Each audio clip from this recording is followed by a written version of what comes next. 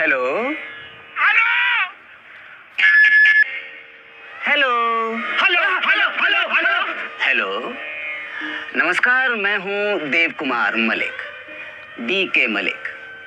Goa flying club में आपका स्वागत है। इमरजेंसी सेवाओं में आपकी हेल्प के लिए मैं 24 घंटे तत्पर हूं यहाँ।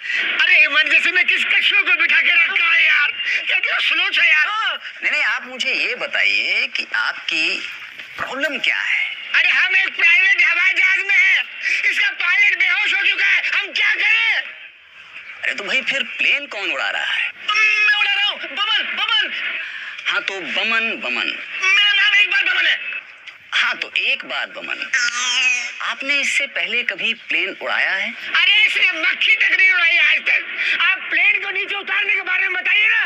अरे भाई देखिए, क्या है कि प्लेन लैंड कराने से पहले हमें प्लेन उड़ाने के बारे में जानना चाहिए, और उड़ाने से पहले हमें प्लेन के बारे में जानना चाहिए। तो क्या है कि इस वक्त जिस प्लेन में आप सफर कर रहे हैं वो 2084 किलो और 300 ग्राम का है।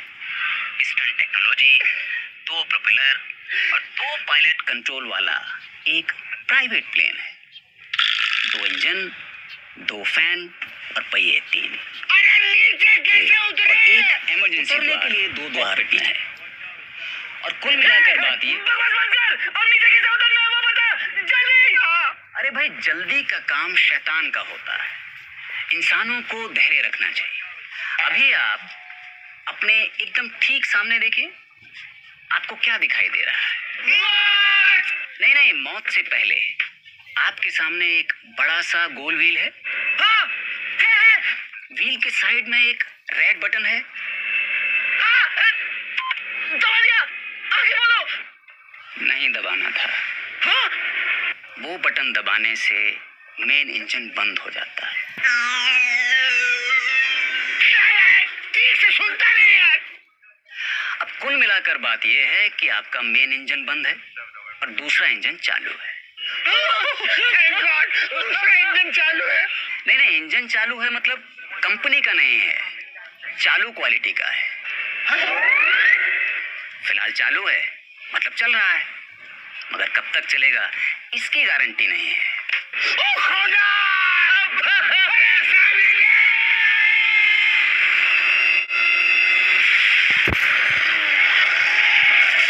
तो भाई हौसला रखिए, धीरज रखिए और कम से कम शांति तो जरूर रखिए। हमारे पास कुछ भी रखने का टाइम नहीं है।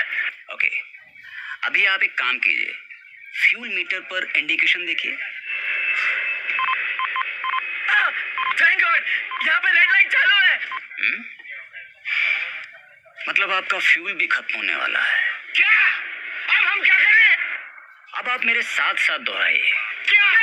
हे भगवान, हमसे जो भी पाप हुए हैं, हे भगवान, हमसे जो पाप हुए हैं उन्हें माफ करना।